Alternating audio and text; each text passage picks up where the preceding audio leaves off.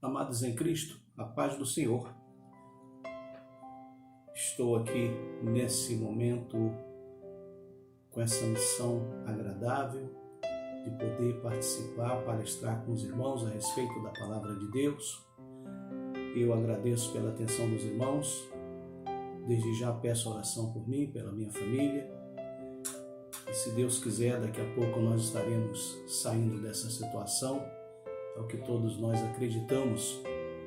Eu desejo meditar com os irmãos hoje o Salmo 40, mas apenas um versículo do Salmo 40. O Salmo 40 é aquele salmo que a gente, sempre quando tem alguém apressado, né? A gente, olha, Salmo 40 para você, esperei com paciência no Senhor.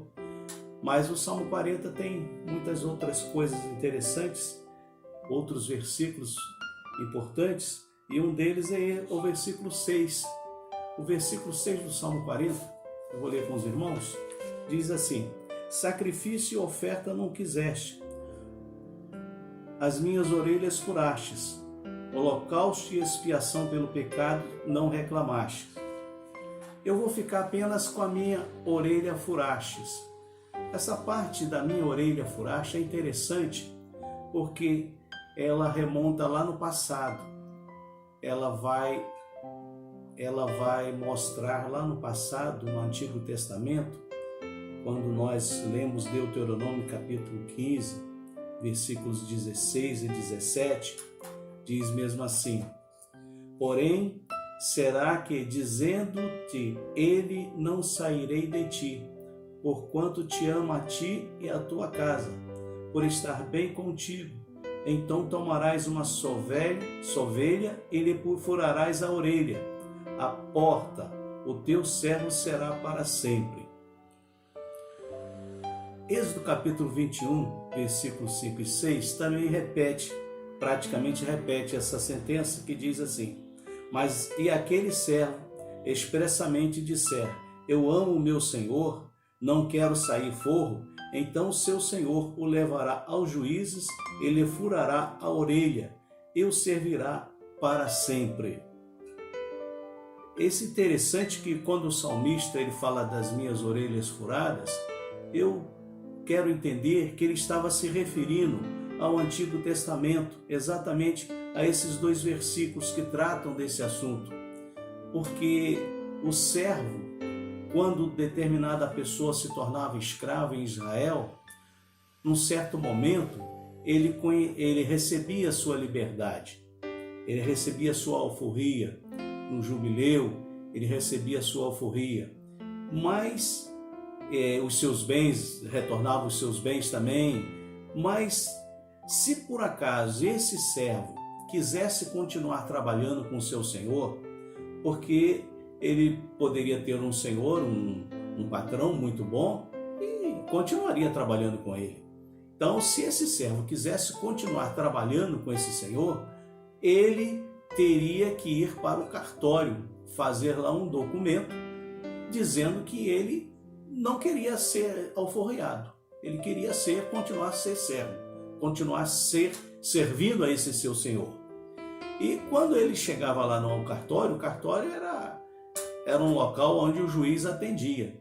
E era comum naquelas cidades, no Antigo Testamento, o juiz atender à porta da cidade. E ali ele atendia as causas. E ali chegando aquele servo com o seu senhor, que tinha já agora o direito de alforria, então aquele servo dizia para o juiz: olha, eu não quero liberdade, eu quero continuar servindo a esse senhor. Para aquele patrão não ficar à margem da lei, ele tinha que agora levar o juiz. Então o juiz, ouvindo as partes e atendendo aquele pedido daquele servo, então ele furava aquela orelha daquele servo, e o servo agora, de orelha furada, ele ao caminhar, passar no meio da multidão, as pessoas viam aquele moço, sabiam que ele era escravo, mas que era um escravo por iniciativa dele. Ele queria ser escravo daquele seu senhor. Ele não queria alforria, ele continuava como escravo, mas por iniciativa própria. Então, meus amados, Esse caso, essa posição do servo da orelha furada tem muito a ver conosco, porque quando nós aceitamos a Jesus como Salvador das nossas almas, nós nos posicionamos por iniciativa própria, nós não somos obrigados a servir ao Senhor Jesus Cristo. Nós servimos ao Senhor Jesus Cristo porque nós queremos servir. E diz a Bíblia que lá em Apocalipse, capítulo 3, versículo 20, diz mesmo assim, é um versículo muito conhecido, toda a igreja conhece e é muito citado pelos pregadores, na hora do apelo também é muito citado. Ele diz assim, eis que estou à porta e bato, e se alguém ouvir a minha voz e abrir a porta, entrarei em sua casa e com ele cearei, e ele comigo. Esse versículo nos mostra exatamente a posição de que este Senhor, esse Deus, esse nosso patrão, ele não arromba a porta, ele respeita o direito de cada um. Então, quando ele diz que está à porta e bate, e quando eu abro essa porta e permito ele entrar, então ele toma conta, ele opera em todos aqueles espaços que tem da minha vida, mas eu entreguei nas mãos dele. Então, quando nós fazemos isto, quando nós tomamos essa decisão de entregar a nossa vida nas mãos do Senhor Jesus, nós nos posicionamos como servos. Nós agora somos servos do Senhor Jesus, para servi-lo, para fazer a sua vontade, para atender aquilo que ele aos seus propósitos. Mas acontece que, quando nós nos posicionamos como servo, o Senhor Jesus, ele começa um trabalho interessante, um trabalho de, como posso dizer, um trabalho de recompensa, um trabalho de recompensa. E ele começa a recompensar a nossa vida, o nosso trabalho, o nosso esforço. E esse trabalho de recompensa nós encontramos em João capítulo 15, versículos 14 e 15, diz mesmo assim, vós sereis meus amigos, se fizerdes o que eu vos mando. Já não vos chamarei servos, porque o servo não sabe o que faz o seu senhor. Mas tenho-os chamado amigos, porque tudo quanto tenho ouvido do meu Pai vos tenho feito conhecer. Ora, eu me posicionei diante desse Senhor como servo, para servi-lo, para fazer a sua vontade, para me ajoelhar diante dele. Mas ele começou a me recompensar, e o primeiro espaço foi esse, a primeira posição dele foi essa. João 15, versículos 14 e 15, ele já não vos chamarei mais de servos, mas vos chamarei de meus amigos, porque o que eu sei, o meu servo, aquele que era meu servo, que agora é meu amigo, também toma conhecimento. Eu estava pensando que quando isso acontece, isso significa que quando fazemos parte da Igreja de Cristo, é interessante meditar sobre isso. Quando fazemos parte a respeito da Igreja de Cristo, e o Senhor Jesus está falando aqui que aquilo que o seu Senhor pensa, ele também transmite para o seu servo. Então, quer dizer, aquele que era servo agora é amigo, então tem o conhecimento do seu Senhor, dos pensamentos do seu Senhor. Eu estava me lembrando daquela passagem bíblica que o Espírito de Deus é aquele Espírito que sonda a profundidade de Deus, se não me engano, 1 Coríntios capítulo 2, versículo 10, ele diz assim que o Espírito de Deus é aquele que sonda a profundidade de Deus. E também a Bíblia diz que o nosso Espírito, ele testifica com o Espírito de Deus. Ora, então existe uma comunicação do Espírito de Deus com o nosso Espírito. O que Deus está pensando, o que Ele tem preparado para a igreja, o que Ele tem preparado, tudo isto Ele transmite à igreja. Por isso que a igreja sempre tem informações privilegiadas e nós fazemos parte desse grupo, porque aquilo que o seu Senhor pensa, Ele também transmite para o seu servo, que agora já não somos mais servos, agora somos amigos. Então, como amigo de Deus, depois nós encontramos outras recompensas, outras promoções. Uma delas está em João capítulo 20, versículo 27, versículo 17.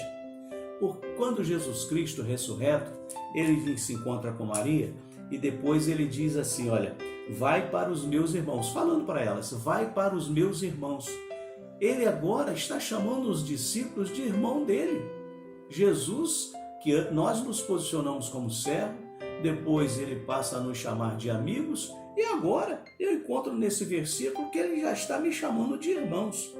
Aí quando eu leio Romanos capítulo 8, eu gosto demais desse versículo. Romanos capítulo 8, versículo 17, eu sou até repetitivo nele, porque esse versículo ele nos posiciona diante de Deus, nos posiciona diante do mundo, nos posiciona para nós mesmos, para nós sabermos que temos uma posição privilegiada na casa do Senhor. Romanos 8,17 diz assim, e se somos filhos, somos logo herdeiros também, herdeiros de Deus e co-herdeiros de Cristo. Se somos filhos, somos logo herdeiros também, herdeiros de Deus e co-herdeiros de Cristo. Eu me lembro daquela passagem bíblica que quando Jesus Cristo ressurreto, ele declarou mesmo assim, todo poder me foi dado no céu e na terra. Então Jesus Cristo é Senhor de todas as coisas. Jesus Cristo, diz a própria palavra de Deus, que tudo subsiste nele, foi feito por ele, e nada do que se fez foi feito sem ele. As mãos de Cristo estavam em todo o trabalho, em todo o esforço. E esse mesmo Jesus ressurreto, ele diz, todo poder me foi dado no céu e na terra. Não existe agora outra forma, ele é Senhor de todas as coisas.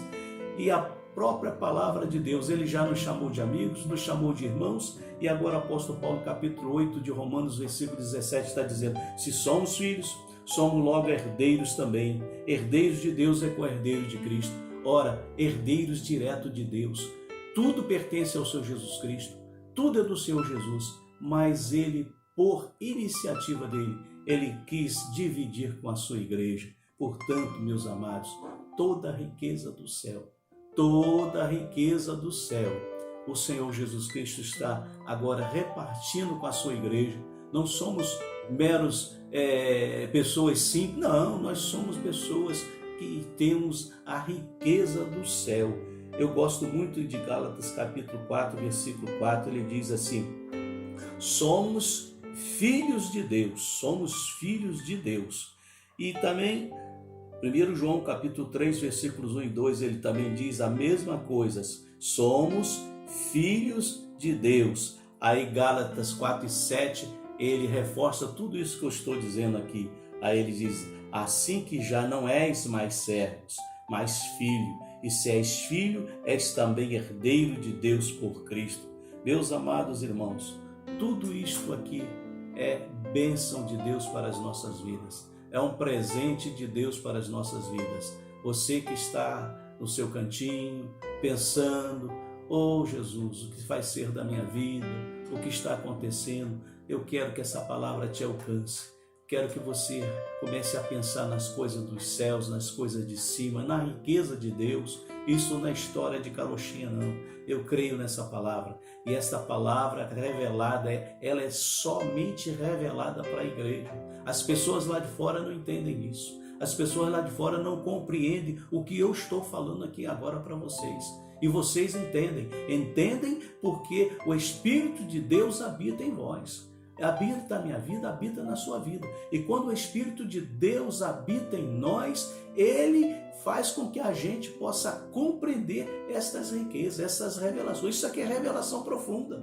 Revelação de que os bens de Deus agora estão nas nossas mãos também. Não somos pessoas qualquer. O Senhor tem nos dado coisas extraordinárias. E esses bens espirituais são bens que o mundo não tem compreensão e não tem como receber. E a igreja do Senhor agora é proprietária de tudo isso, porque o Senhor Jesus Cristo, ele nos promoveu de servos a amigos e de amigos a irmãos, e depois, como filhos de Deus, nós somos co-herdeiros com Cristo Jesus. Amém, meus amados? Então, meus amados, uma coisa é verdade. Nós temos outras coisas mais, outras bênçãos mais. Eu acredito que o tempo até permita que eu faça esse ligeiro comentário. Eu gosto muito, é Apocalipse capítulo 4.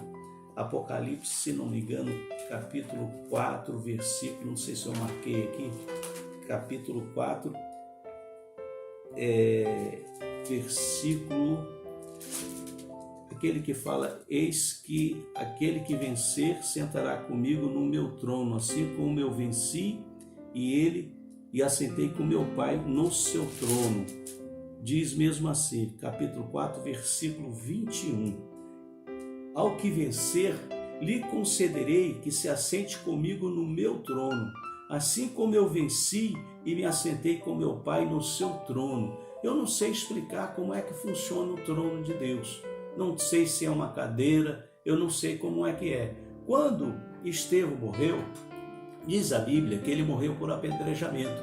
E antes de ser apedrejado, Estevão, diz a Bíblia que Estevão olhou para o céu e a Bíblia fala: eis que vejo o céu aberto e o Filho do Homem à direita de Deus Pai, e em pé à direita de Deus Pai. Então, é uma linguagem, uma figura de linguagem para a gente compreender como é que funcionam as coisas no céu. Mas então dá a entender que o Pai estava sentado e o Filho estava à direita de Deus Pai. Isso daí nós não podemos formar uma doutrina. Quando uma pessoa morre, Jesus fica em pé à direita de Deus Pai, não dá para formar uma doutrina, mas no caso dele, diz a Bíblia que quando Estevão estava para morrer, para ser assunto aos céus, ele viu o céu aberto, viu Jesus Cristo à direita de Deus Pai. Então, meus amados, o trono de Deus, como diz aqui, capítulo 3, versículo 21, o trono, diz ele que ele venceu e assentou-se com seu Pai no trono. É como se os dois estivessem sentados no... Ele diz: eu e o Pai somos um. Então isso daí não tem a menor dificuldade. Mas se fosse massas diferentes, se fosse assim, pessoas diferentes, é como se o Pai tivesse chegado um pouquinho para a esquerda e ele um pouquinho para a direita. Mas não é isso que acontece, porque ele e o Pai são um. Mas ele diz assim: mas aquele que vencer, eu darei o direito de assentar comigo no meu trono. Então, meus amados, não é só a riqueza espiritual, existe também uma distribuição de poder, e nós estaremos com Jesus Cristo para todos sempre, governando com Cristo, e Ele está prometendo, isso é promessa do Senhor Jesus Cristo, estaremos governando com Ele, porque Ele diz: vai assentar comigo no meu trono. Se isto daí não trouxer alegria para o seu coração, eu gostaria muito que trouxesse, porque o meu coração transborda de alegria. Hoje eu estava me alegrando perto da Rosana, e eu falei para ela: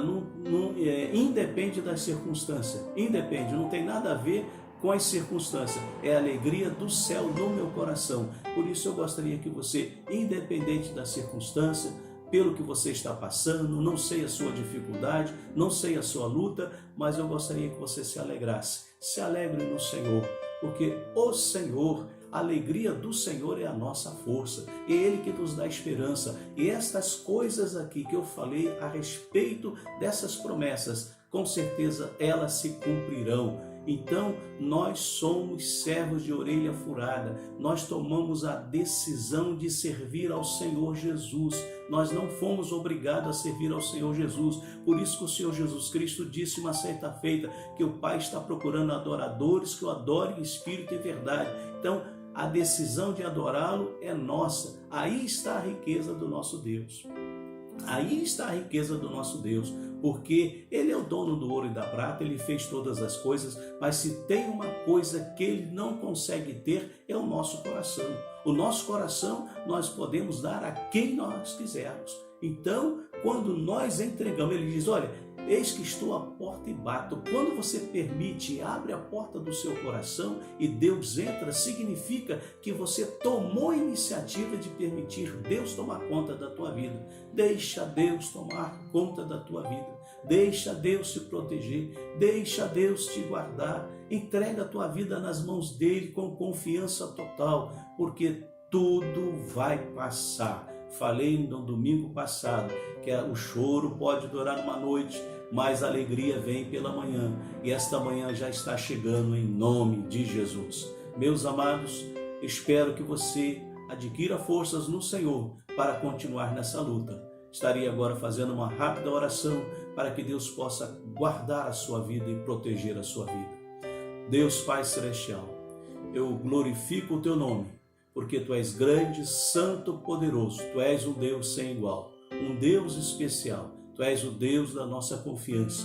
Creio em Ti, no Teu amor, na Tua misericórdia, na Tua bondade. Ó Deus de amor e de graça, neste momento, Senhor, entrega a minha nação em Tuas mãos. Entrego o estado do Rio em Tuas mãos. Entrego o município em Tuas mãos, para que Tu tenhas misericórdia, Senhor, misericórdia das pessoas que estão sofrendo, estão morrendo, Senhor. Deus maravilhoso, tenha misericórdia, Senhor. Ó Deus da Patrícia, Senhor, que está agora passando por esse momento de luto e de tristeza, Senhor. Ó Senhor, sabemos que Tu achastes por bem em recolher o Teu servo Jair. Console, Senhor, o coração da Patrícia, da sua filha e de todos nós, Senhor, que ficamos aqui, Senhor, tristes, mas sabendo que ele está em Tuas mãos. Deus maravilhoso, guarda o pastor da igreja, a sua família. Toma em Tuas mãos santas a nossa igreja em Jardim América, os obreiros desta igreja, Senhor. Toma em Tuas mãos santas a cada um dos Teus filhos que estão, Senhor, reservando parte do seu tempo para cantar hinos, ó Pai, para adorar o Teu nome, para ministrar a palavra. Ó Senhor, recompensa essas pessoas. Tenha misericórdia, Senhor, aqueles que estão no leito de dor. Ajuda, Senhor, é o que eu Te peço encarecidamente, em nome de Jesus. Que Deus possa abençoar os amados irmãos, em nome de Jesus. Amém.